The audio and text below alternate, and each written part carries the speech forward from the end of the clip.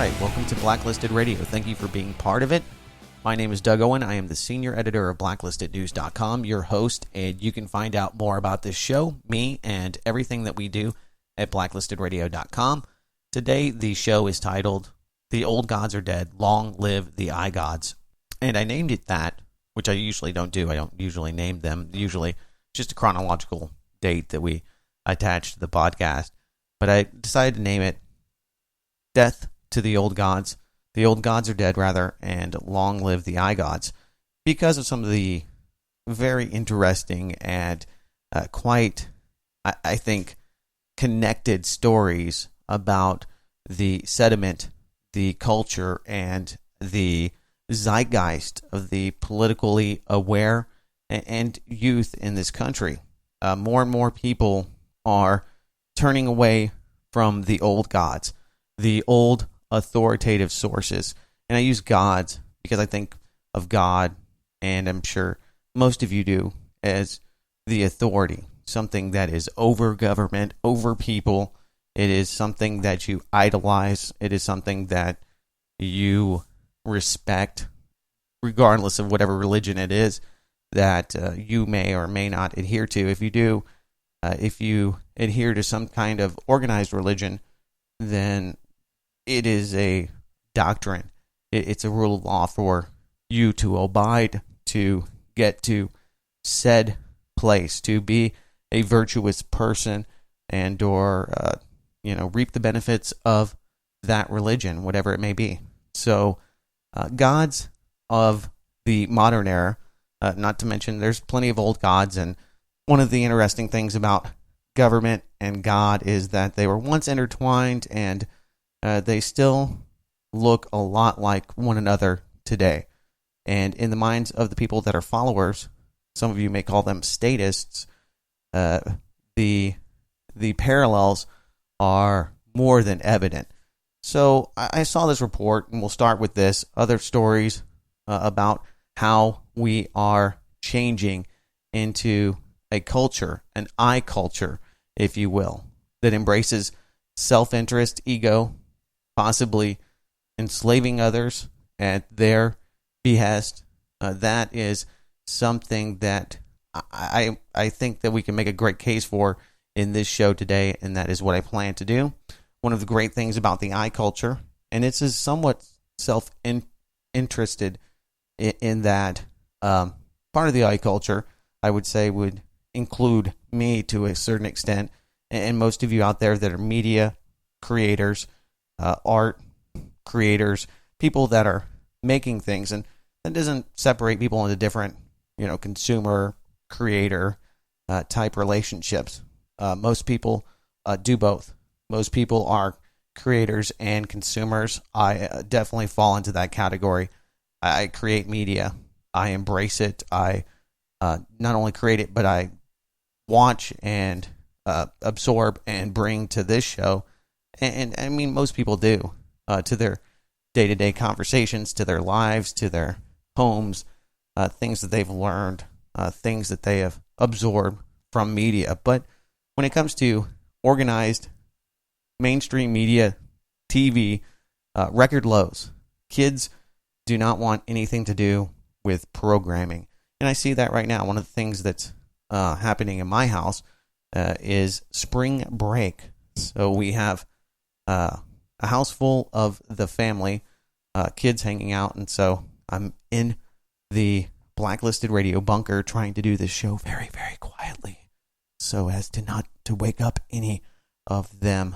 Not that it would matter, because they will be sleeping in, and they're not going to school. But I see it with them. They have almost no interest in television programming or watching live TV or live to tape, paid for programming. None whatsoever. All the media, all the content they want, it's on demand. They already know what they like, and it ranges. It's not just mainstream corporate media. It's watching other kids play video games, things like Twitch. If you're not familiar, it's okay. It's a place where you watch other people play video games. It's a thing that is popular these days. So there's a huge gap between those that are still consuming that media. And one of the debates I often have is how relevant is that demographic of people. Getting into terrestrial radio, trying to get into mainstream media, television. I mean, most of the people that are really successful, and I talked about this, that get a lot of success in podcasting and creating online media content. Not all, but most of them have mainstream media exposure that allows them to expand their base to where they can actually, make a good livelihood out of it. Not to say that you can't do that independently, but it's very hard under a corporate structured model. But nonetheless, when you look at media creation today, there's definitely a change, and the change is more than evident, and it is a cultural shift. So it's not just TV, organized religion, something that basically you could say that 90, 80, 70% of people subscribe to in some form or fashion. Not so much today, and it's because, well, it's not self-interested. The iCulture can't embrace things like that because it's not that that organized religion, I think, can't be cool.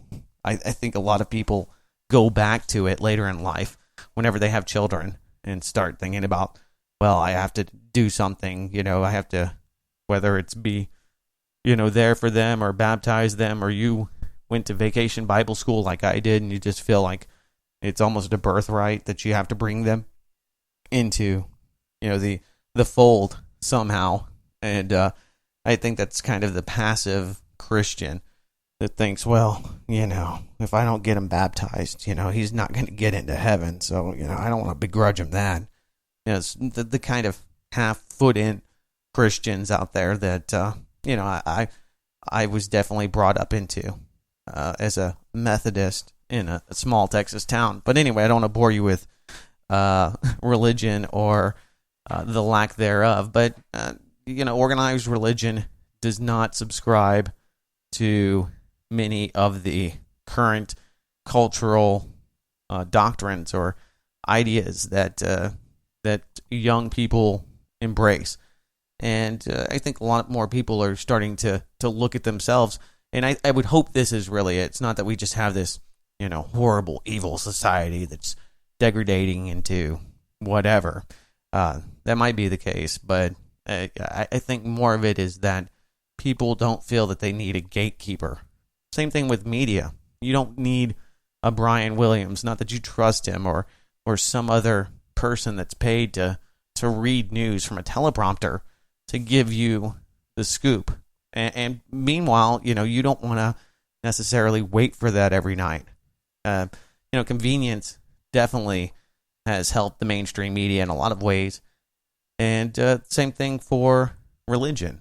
You look at people that need a leg up, people that are distraught. I mean, if you look at prisoners, I think that's a perfect example of people that hit rock bottom and need something maybe bigger than themselves to believe in, and whether it's religion or self-empowerment, whatever it may be that you need or I need to propel us. I think hopefully the majority of people now don't necessarily need that. You need religion to bring meaning to your life, and I think that's why most people seek a religious belief system, is to bring meaning or to bring a justification, something bigger than them that they are invested in that is virtuous, and that's not a bad thing by far. Other organized religions like government, Congress, the Supreme Court, the executive branch are all at historic lows. And when you say something's at a historic low, you have to think about the polling that was going on, in 1800. I don't know how many slaves or people living in indentured situations or mining or whatever they were doing were actually polled. So take all of that other stuff that happened, I guess, in the political sphere, because I hear that all the time, and I just don't want to feed into it. It's at an all-time high. Well, how did you test the temperature in 1792? I'm just saying. I don't know. I don't know how accurate it was. Were there people in the middle of the ocean taking temperatures? I'm not saying that it's not hotter, but we have to kind of consider the source when it comes to anything. So, across the board, 11% of people express a great deal of confidence in the executive branch. Gee, I wonder why. I could talk about that probably for hours upon hours, but the proof's in the pudding. 1 out of 10 people, the 11%, are mentally deficient in some form or fashion, or they're just, you think about how many of those people are actually Democrats or actually Republicans, that are dissatisfied with the status quo. Pretty bad. But what replaces these old gods? Well, it's something that's on display this week in Austin, Texas at the South by Southwest conference, and that is, quote unquote, science and the new technology that can bring us out of enslavement. There's a lot of people, including myself, that are hesitant to embrace the Zeitgeist movement, if you will. If you're not familiar, moving into this transhumanist era of global equality. It sounds great. I like the idea of global equality. Sounds good, but you can't get an equality on a playground with 15 children. You just can't. And most of the kids, if you have a bunch of 5-year-olds running around, don't have bad intentions and don't have all sorts of, baggage that they carry with them, emotional trauma. I mean, I'm sure some do, but, and especially in other places, but, here in the good old United States of America and other Western nations, you look at how even within some of the most virtuous of movements, minus even the police and FBI and DEA and Department of Homeland Security infiltration, it's really even harder to get like-minded people to talk about the big picture rather than bickering over the minutia or small details or things that can be hashed out at a later point, or some of the nuanced issues that I think everybody has. And I get the critiques from the nuanced. They're like, I agree with 90% of what you say, Doug, but I don't like this, that, or the other. Well, and I think that's fine if it's a huge issue, but by and large, people look for the differences, not necessarily the common ground. It's just natural. So when I hear of global equality, where you just have people that have different drives, different motives for what they do, it's a utopian idea. And if you're searching for utopias and simple solutions to huge societal and cultural and primal issues that we have as animals here on planet Earth, you're gunning for trouble. It's just conflict breeds it breeds exceptionalism. Conflict makes things better.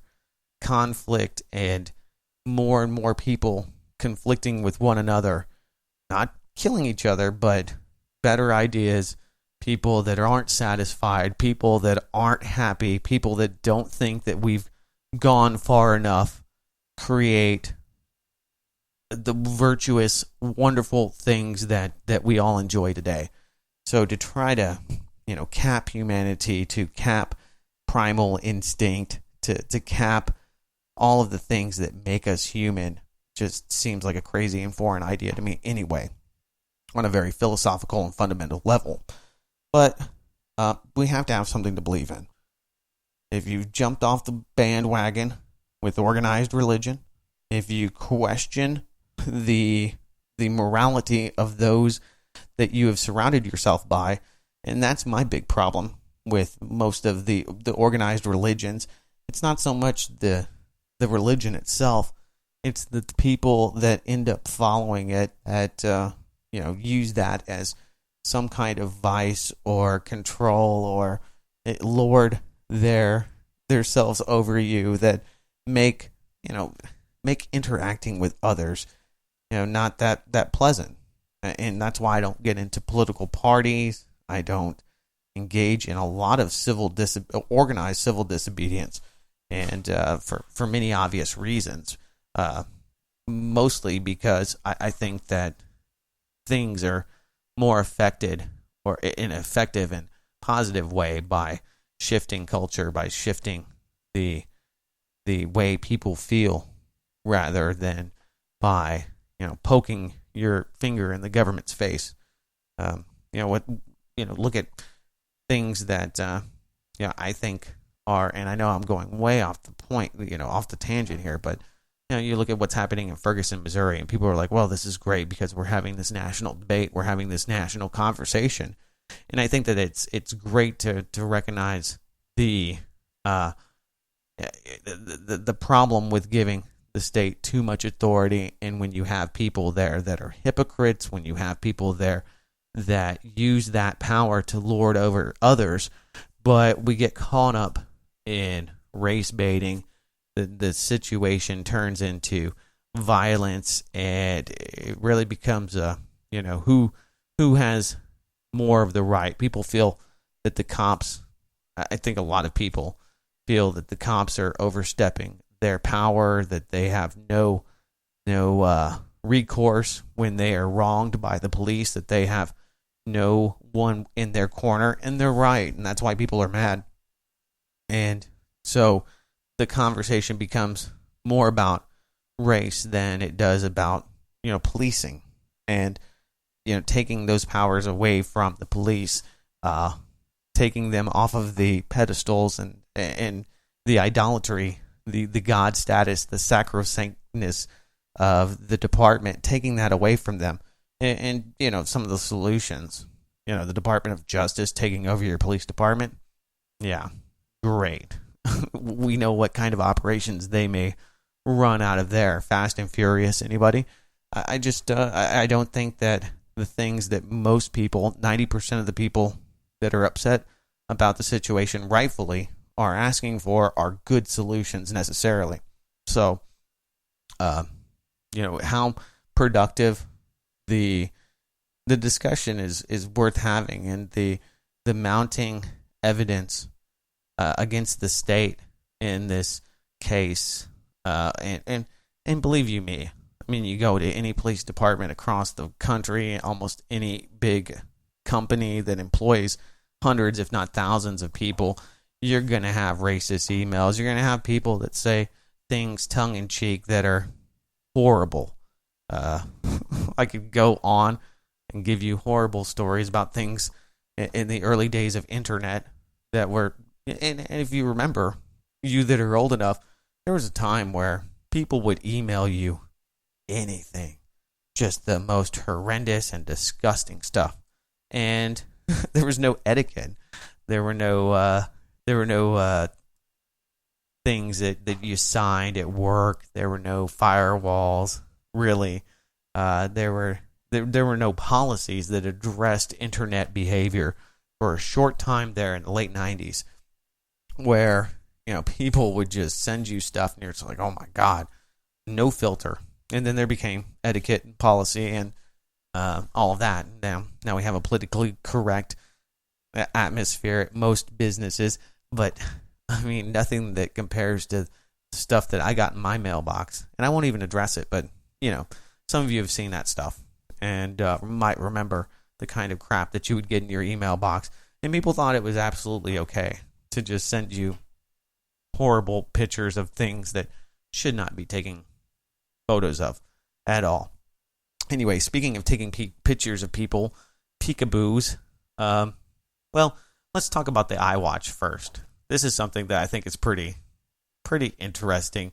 because it gives so little, but yet people want it because it is it's because you're part of the iCulture. It's because everybody else has it, you need it, and people are paying upwards of $10,000-$11,000 for some of the iWatches. Of course, the super really awesome ones that are made of a lot of gold.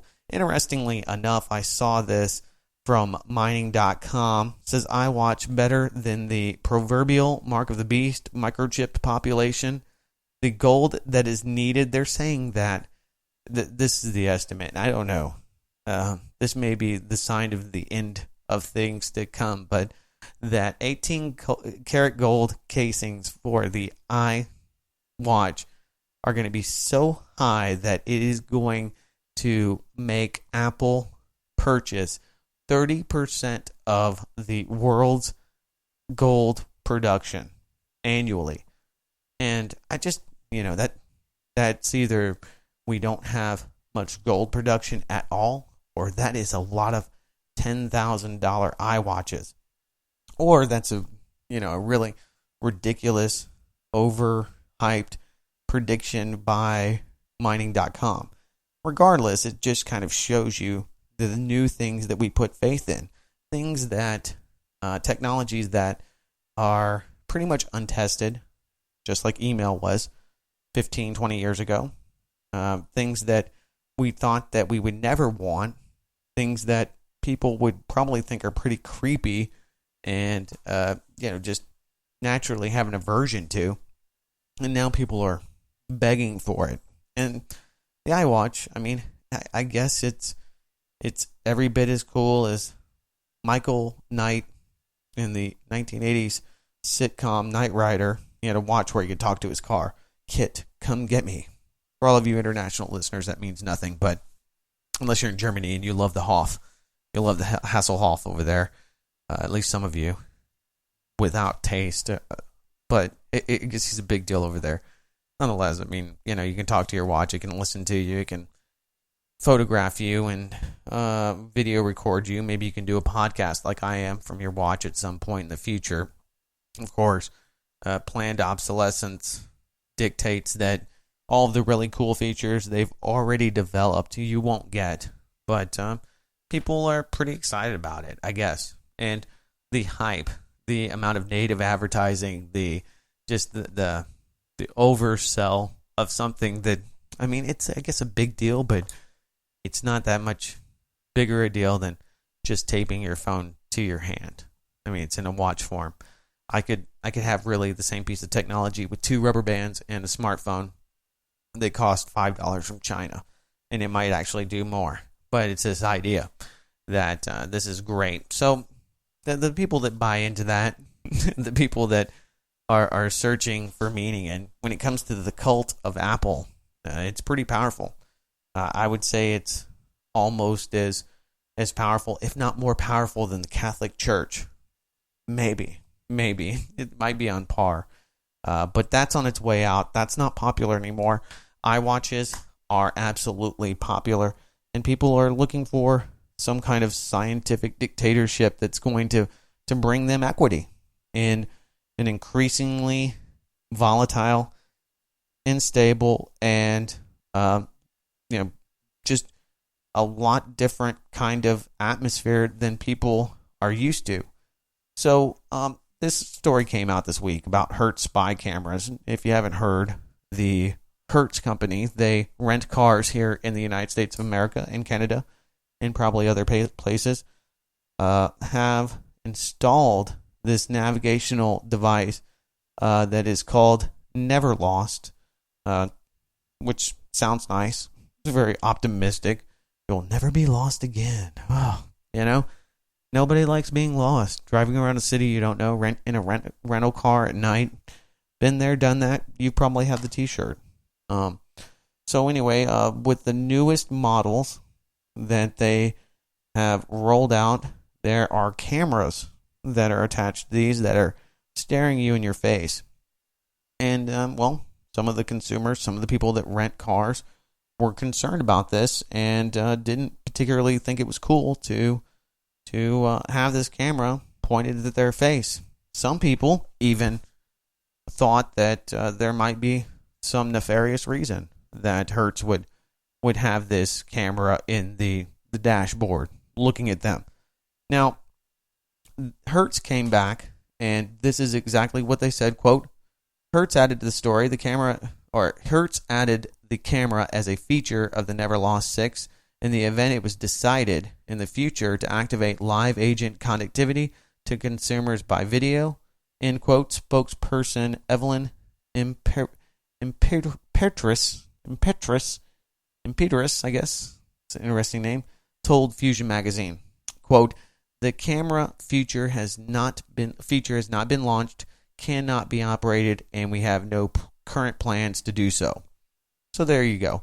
And actually, I completely buy the Hertz line here that, hey, we thought this might be a cool feature in the near future when you're negotiating any kind of big contract where you're going to buy thousands, if not tens of thousands of some kind of electronic unit. You look at not only what it does today, but what you may want in the future. You want to have options. You want to have scalability. You want to have something that's not, unlike the iWatch, going to become irrelevant and antiquated in just the next few years. You want something that you can probably grow into. It's kind of common sense. So when you think about and I don't think that they probably gave as much thought to it as you or I do, but when they thought about it, and they might have had a board meeting at the Hertz Corporation. Probably not. Maybe they probably thought, no big deal. Why? Because 90% of Americans, even more than that now, have cell phones, and almost all of them have cell phone, or rather camera phone technology. They have cameras built into them. It's a listening device. You want to be listened to. You want people to hear you when you pick up this device and you push numbers and or tell it things. You want it to Skype somebody. You want it to call them. That's what it's for. Do you want to talk to somebody from Hertz? Do you have a problem? Do you need roadside assistance? Is there an emergency? Are you stuck on the side of a cliff? There could be a ton of reasons that you want face-to-face communication with somebody there at the Hertz Corporation. Maybe. And when you look at OnStar, other technologies that General Motors and BMW, Ford Motor Company, all these guys are at the forefront of putting these devices in just about every vehicle that's out there today.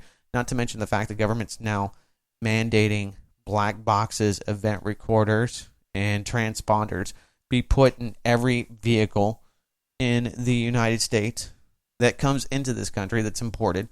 And virtually you have no recourse, even when you own the vehicle, to turn these off. And it can and may be a felony for you to do so, or to put out literature on the internet to tell people how to hack their vehicles. A lot of these things are going to probably go to court at some point. Hopefully somebody takes these cases there. But when you go to court, when you judge the constitutionality of many things, unfortunately, if it doesn't get stuck in lingo mumbo jumbo land, which things often do, which is kind of good, like net neutrality, if we ever see any version of it in the next 20 years or any enforcement, I will be shocked. But that's maybe just hopeful thinking and looking at the American justice system, the injustice system that we have today. That's the only time that it really does work for people, is when tyrants and people with pins and cell phones just make laws. They sidestep Congress. Not that people really care. If you look at the aforementioned Pew Research study, most people probably don't approve of what the government's doing because Obama's bailing out big oil. That's why they don't have confidence. They would love for a dictator to come in of their choosing and do whatever it is that they feel needs to be done. They're just not happy with those that have the power to do so, but not the political will or the people's votes or wants definitely at their frontal lobe there. It's lobbyists and the amount of money, according to a new statistic, for every dollar you spend, you get $760 worth of return in lobbying to government. That's a 76,000 time return. Not bad. Or is it seven? It's at least a lot. Yeah, it's 760 times at least. That's a lot of return on your capital, no matter if you do better math than I, and I'm sure most of you do. So I saw that yesterday. But anyway, so people, they're slip sliding into this world where things that used to be creepy, things that we used to not trust so much, are now becoming more acceptable. Case in point, Hello Barbie. Have you heard about Hello Barbie? If you haven't heard about Hello Barbie, it's probably one of the creepiest toys that you hope that nobody buys your child, because if they do, you'll have to kill it. You'll have to throw it away. Kids using Hello Barbie won't only be talking to the doll, they'll be talking directly to a toy conglomerate whose only interest in them is financial, says Susan Lin, the organization's executive director. It says, quote, "It's creepy and creates a host of dangers for children and families." She is from the Campaign for a Commercial-Free Childhood. Imagine that. It seems so innocent. And you play baseball, the local auto shop, they've got a sign on the back wall there, and they pay whatever, probably very nominal fee, depending on where you are. If you're downtown Chicago, I don't know what the Bubblicious company is paying to put locker graphics and decals, because there are, thanks to misallocations of money in most cases, in most school districts, I would say, because of that, there have been this move towards the corporatization of school, native advertising in your school books. I mean, just some pretty horrible things that are easing their way into public education. It's not new. When I was in school, they had the rollout of Channel 1. And for some of you that are old enough, Gen Xers, you might remember Channel 1. But Channel 1 was basically a militaristic 15-minute show that you had to watch, and it was filled with Pepsi and Skittle commercials, just selling your kids the worst crap ever. The carcinogenic, high fructose, God only knows what, artificial coloring, yellow dye number, and one of the deals the school district had with Channel 1 and my school district in rural nowhere Texas and across the nation was that you had to watch this thing. And the TVs would come on, and this was high tech in, 92, I guess? This was big stuff. The TV would automatically come on. It had an IR controller, and you were forced to watch Channel 1. And they had Sports Illustrated Kids. They had these, it was a little packet. It was cool. It had sharks. It had animals. They had National Geographic, but they had Sports Illustrated. So you get all of your idols, all of your baseball players. That was back when baseball players were on steroids, kids, and it was worth watching. People were knocking. There was home run derbies, and there were the chasing of national titles. Big deal. It was a big deal back in that era. Baseball, not so much now, but you can still make hundreds of millions of dollars if you are good at it. And that was kind of the ascendance into that whole model of selling your children in the corporate model to your children for profits in the attempt to build a bigger gym or a performing arts center or something like that a civic center or I just whatever, and this is somehow enriching the environment. Well, we have a new building, we have more classrooms, but in those classrooms we're just selling kids stuff. And now with the federal mandates and the payola that is coming out of the federal government to the school districts, it's a It's about running them through Common Core and selling politicized textbooks to them, and it's just I think it's probably as bad, or if not worse, than letting really, really, really bad school districts and places, nowheresville that are probably teaching creationism or something else that is probably not accurate. But then again, not to bang on any religious affiliation. If you're a creationist, that's fine too. You're probably no more wrong than any of the school books or any of the other organized religions out there, or even me. So don't take offense. So anyway, the Hello Barbie is talking to kids. Kids will probably be pretty excited about this because unlike their parents, unlike the school, they're actually interested in everything that they're doing. Everything from, do you have pets in the home? Do you have a brother or sister? What is their name? I mean, chronicling very important and very valuable information for other corporate sponsors, other companies that data mine for the big data apparatus that is, the shift selling that information. I mean, maybe even doing psychological profiles on children. I mean, who knows what ultimately that ends up becoming. But, there's going to be those people out there that don't find any problem with this. Those are the people that scare the hell out of me. Those are the people that, your next door neighbors. Oh, it's cool, man. It just listens to everything I do. And it's not so much that the technology, and I mean, it's not that revolutionary right now to stick a microphone and you can buy a Adreno board for $8 and do something like this, and stream it to whoever. But I mean, there's a lot of big questions with which we should really be discussing. One of which, privacy. Okay, what kind of information may be picked up or used? I mean, it's not just your Samsung TV that's listening to you now. Now it's your kid's Barbie. How are they encrypting this? What kind of security do you have here?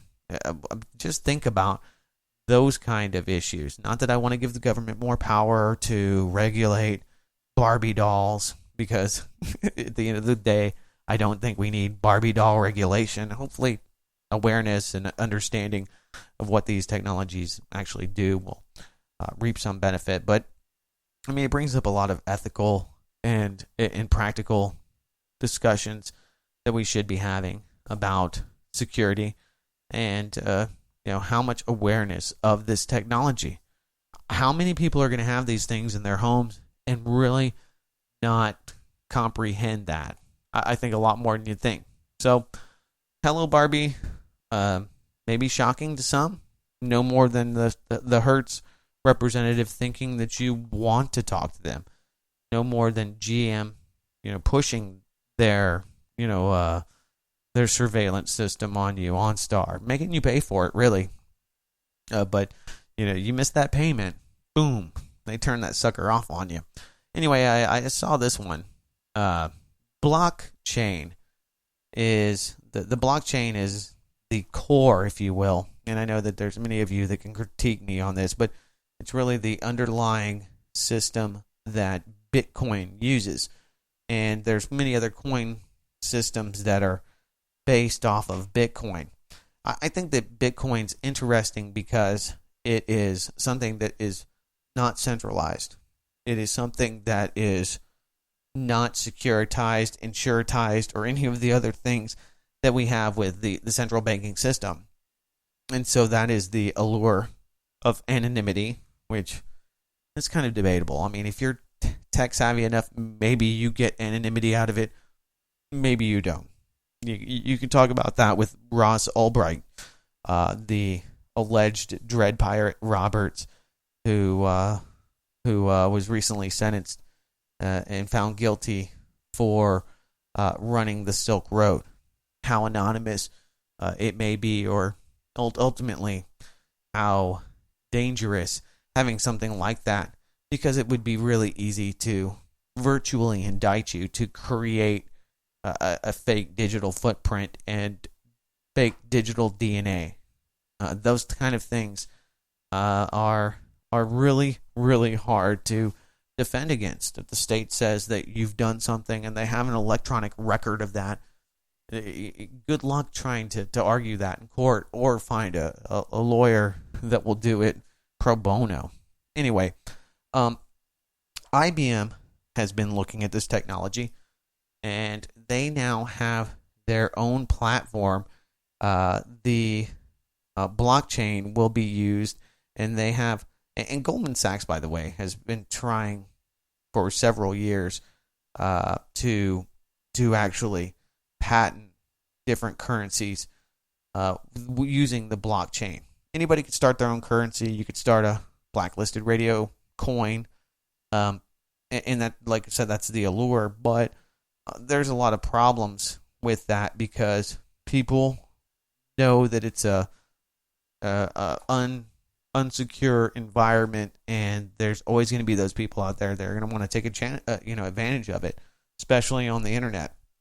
So I see all these headlines. I don't even post most of them about $12 million scandal, Bitcoin operator seizes, steals coins all the time. And I guess the argument would be against that is that that's mostly rhetoric. And when you look at central banking itself and the SWIFT system and everything that we have today, and government created digital coins rather than the community going off of the mining ability and the scarcity through Bitcoin, because that's what gives it value. Just like anything else, there's only going to be so many million Bitcoin out there, so there's a finite amount of it, apparently, or it gets harder and harder to be able to actually mine it, and thus it goes up and down in value. And when you really compare Bitcoin, I think one of the big knocks against it is that it's gone down so much against the dollar. But the same argument can be made for gold. The same argument can be made for the euro, which is now almost at parity with the US dollar. It can be made for oil, which is a commodity-based economies that are based against the US dollar. You could say the same thing for all of those as well. So considering the ascendance of the dollar, it doesn't surprise me that that Bitcoin has rescinded as well. So if it did not, it would be odd. It would not be something that we would expect to see, and that would suggest a major amount of manipulation. And not to say that it's not. I don't know. I am not a Bitcoin aficionado, but I do think that it's a great way to transact money. Whether you store them, invest in them, there are reputable people out there like the vendor that we use, BitPay, that have produced with your donations cash dollars each and every time. I've never had any problems with Bitcoin. So there's a lot of mediators. But what has happened, and this is what I've always feared, is that people will embrace this. And the reason that libertarians, people like myself, like it and think that it's a very interesting outside of the system, if you will, is that it's outside of the system. And now IBM wants to bring it under the system. And they've said it pretty much. He said it's viewed as Bitcoin's main technological innovation, allowing users to make payments anonymously, instantly, and without government regulation. The blockchain they're talking about. And they said rather than stored on separate servers and controlled by an individual, company, or bank, the ledger is open and accessible by all Bitcoin participants in the network. IBM says, so when somebody wants to transact in the system, instead of you trying to acquire Bitcoin, what they're going to do is basically say, here's some US dollars. So it's a sort of Bitcoin, but without the Bitcoin. A completely managed Bitcoin is what IBM wants to bring. And that is where I think it'll ultimately shift towards, where you see this, the securitization of the digital currencies. So we unfortunately more than likely will see a widespread acceptance and enthusiasm about Bitcoin by the masses, because it is once again centrally controlled. Ultimately, the Bitcoin pioneers, whoever they may be, will definitely reap the benefits of this, but the Bitcoin community will probably, at least I think the government and IBM would like to see that fade away, and this all be just one beta test for them. And we will see how that works, and whether there will be mainstream acceptance, because the only downside to Bitcoin is that if you have them and transact in them, you have to be pretty savvy to understand the problems or that may persist. And what I mean by that, and I think a lot of people say, oh, well, Doug, it's so simple and easy. I deal with people on a daily basis that, that they have problems turning on the PC or, using email. I know people that really struggle with that. I know people that send us emails all the time because they're still running Windows 3.1 or ME or an antiquated and unsupported version of XP or whatever it may be. They're like, oh man, I can't get your website anymore. It's like, well, you're 15 browsers behind, and the code that worked back then isn't going to work today. Things change, and you kind of have to adapt with them, or you become irrelevant. And so it's not that I support it. It's just the way. It's the way of the world. It's the way things go. The world isn't going to stop. If you stop, the world will just pass you by. And some people, that's where they stop. XP, I'm not doing it anymore. I'm not going to the next operating system. And I don't blame you, sir or madam, until you go to it. So there's going to be many people that aren't going to move towards that system any longer. Some of the gods that need to be killed, one of which the FDA. I saw this, and I just have to mention it before the end of the show. FDA proposes to let drug companies undermine official safety warnings. Wow. If you go buy a 5-hour energy, at least it has in bold writing, these statements have not been evaluated by the FDA. That means that I know when I buy I don't know what the hell's in a 5-hour energy. It says guarana, sugar, a light amount of sugar. Probably has other neurotoxins, excitotoxins. I'm just guessing. I don't know. B12. It's got a bunch of crap in it, and it says that it's going to make me more wired than a cup of coffee. I take them at their word. They say that because it's not been evaluated by the FDA. Well, this shift is now towards the FDA, who is supposed to be the authority. They're the drug gods. They tell us what's safe and what's not safe. They tell us how much we should take and when we should call poison control. Those are the things. That is what the FDA is supposed to do. Now, we all know that they've become politicized, and they have become one more of these crony arms of the federal government, and one more reason why people don't trust doctors. It's funny, all of the reasons that the mainstream media and most of the people that follow it think that people don't want to get vaccines or drugs in general is because you are crazy, or you think that your body needs to be pure, or that it's a religious thing. And it could never be, maybe I don't trust the FDA. Maybe I just think that they work for the drug companies. Well, voila.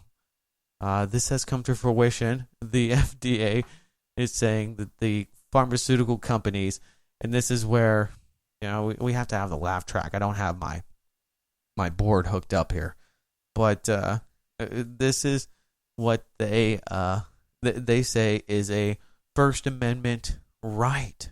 Now, I like that because really, ultimately, I can tell you anything I want. It's up to you to believe me wholeheartedly without vetting or investigating anything that I say.